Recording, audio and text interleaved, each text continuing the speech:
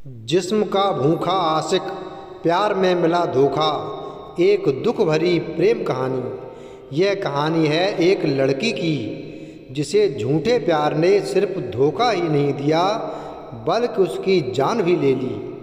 अमन्या एक गरीब लड़की थी। उसके पापा एक कपड़े की दुकान पर काम करते थे और माँ दूसरों के घरों में चौका बर्तन किया करती थी। अमन्या अपने माँ बाप की इकलौती लड़की थी। उसके माँ बाप ने उसे बड़े लाड़ प्यार से पाला था। वह चाहते थे कि अमन्या पढ़ लिख कर अफसर बने, जिससे उनके सिर से गरीबी का कलंक मिट जाए। अमन्या ने जब 10वीं का इम्तिहान पास किया तो उसके माँ बाप बहुत खुश हुए।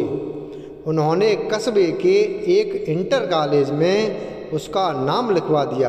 इंटर कॉलेज उसके घर से थोड़ी दूरी पर था, इसलिए उसके माँ बाप ने किसी तरह पैसों का जुगाड़ करके उसे एक पुरानी साइकिल भी दिला दी, जिससे अमन्या को स्कूल जाने में परेशानी न हो।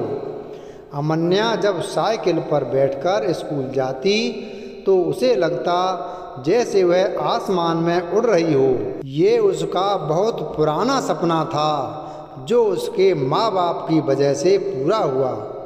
इसलिए वह रोज़ समय से स्कूल पहुँच जाती और मन लगाकर पढ़ाई करती। लेकिन एक दिन अमन्या की ज़िंदगी में एक नया मोड़ आया। दोपहर का समय था। स्कूल से छुट्टी होने पर उसने अपनी साइकिल ली और घर की ओर चल पड़ी। लेकिन अभी वह थोड़ी दूरी पर ही आई थी कि पीछे से आती एक बाइक उसके बगल से गुजरी। बाइक को जो लड़का चला रहा था वह उसके ही उम्र का था। लड़के ने थोड़ा आगे जाकर अपनी बाइक रोक दी और अमन्या को रुकने का इशारा किया। अमन्या उस लड़के को अक्सर रास्ते में देखा करती थी। जब भी वह स्कूल जाती और स्कूल से आती थी तो वह लड़का सड़क के किनारे खड़ा होकर उसे देखा करता था। शुरू में उसे देखकर अमन्या को बहुत गुस्सा आता था, लेकिन धीरे धीरे वह उसे अच्छा लगने लगा था। इस तरह से रास्ते में रोके जाने से अमन्या घबरा सी गई। पहले उसका मन हुआ कि वह अपनी साइकिल आगे बढ़ा दे, लेकिन फिर न जाने क्या सोचकर उसने अपनी साइकिल में ब्रेक लगा दिया।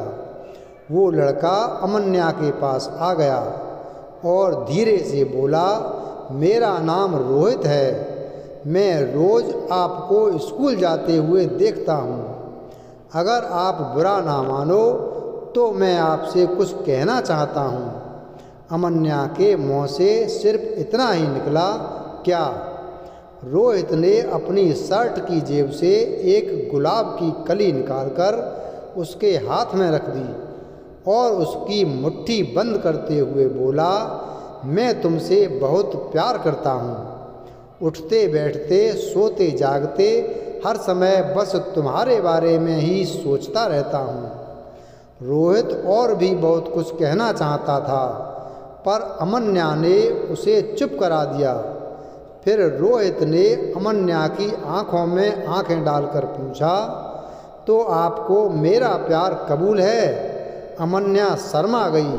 उसने चुपचाप हाँ में अपनी गर्दन हिलाई और साइकिल पर बैठकर तेजी से साइकिल चलाते हुए अपने घर को चली गई। इस तरह अमन्या और रोहित की बातचीत शुरू हो गई।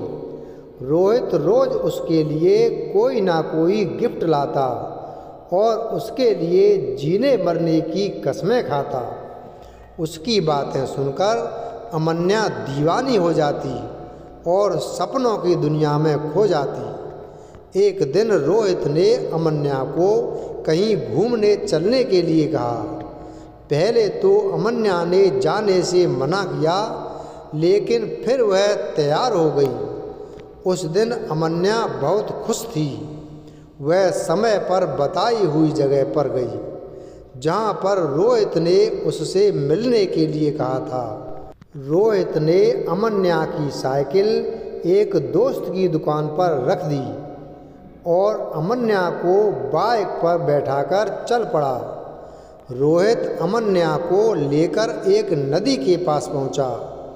वहां पर उसने अपनी बाइक खड़ी कर दी और दोनों घास पर बैठकर बातें करने लगे।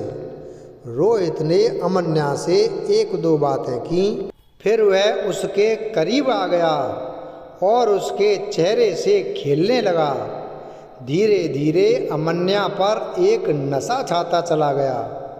शायद वह रोहित के मन की बात को समझ नहीं पाई, इसलिए उसने अपने आप को रोहित के हवाले कर दिया। दोनों एक दूसरे के प्यार में खो गए और दो जिस्म एक जान हो गए। अभी वह दोनों ठीक से नॉर्मल भी नहीं हो पाए थे कि तभी न जाने कहाँ से वहाँ पर 3 लड़के आ गए। उन्हें देखकर अमन्या डर गई और जल्दी जल्दी अपने कपड़े ठीक करने लगी। यह देखकर एक लड़के ने उसका हाथ पकड़ लिया और अपने पास खींचते हुए बोला, इतनी भी जल्दी क्या है, हम भी तो तुम्हारे दीवाने हैं, थोड़ा हमारा भी तो मनोरंजन करा दो। अमन्या आंखों में आंसू लिए रोहित की ओर देख रही थी, पर वह अमन्या की मदद करने के बजाय हंस रहा था। यह देखकर अमन्या का दिल टूट गया और वह समझ गई कि यह सब रोहित की एक सोची समझी चाल थी।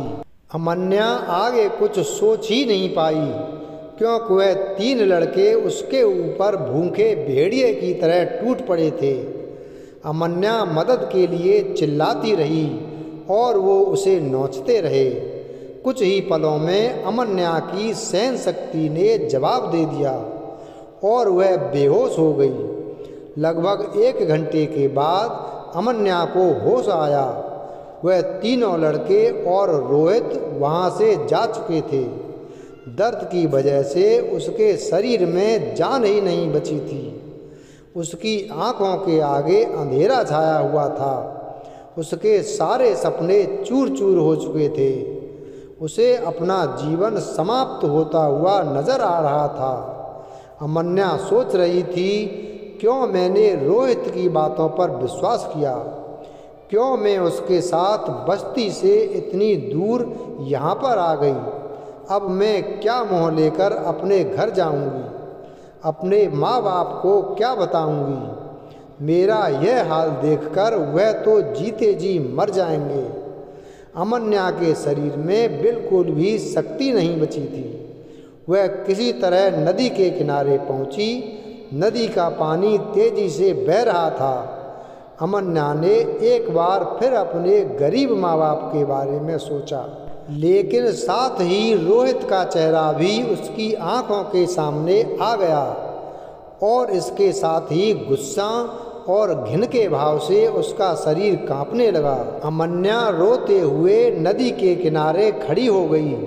उसने अपनी आंखें बंद कर लीं, हाथों को जोड़कर मन ही मन अपने माता पिता से माफ़ी मांगी और फिर नदी में छलांग लगा दी। अगले ही पल अमन्या नदी में डूबने लगी, लेकिन अब न तो वह किसी को अपनी जान बचाने के लिए पुकार रही थी और न ही बचने की कोशिश कर रही थी।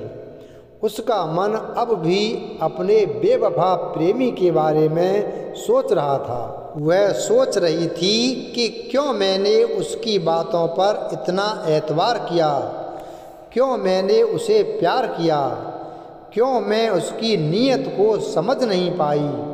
और फिर वह नदी की गहराइयों में डूबती चली गई। झूठे प्यार ने उसे बर्बाद कर दिया, उसकी जान ले ली।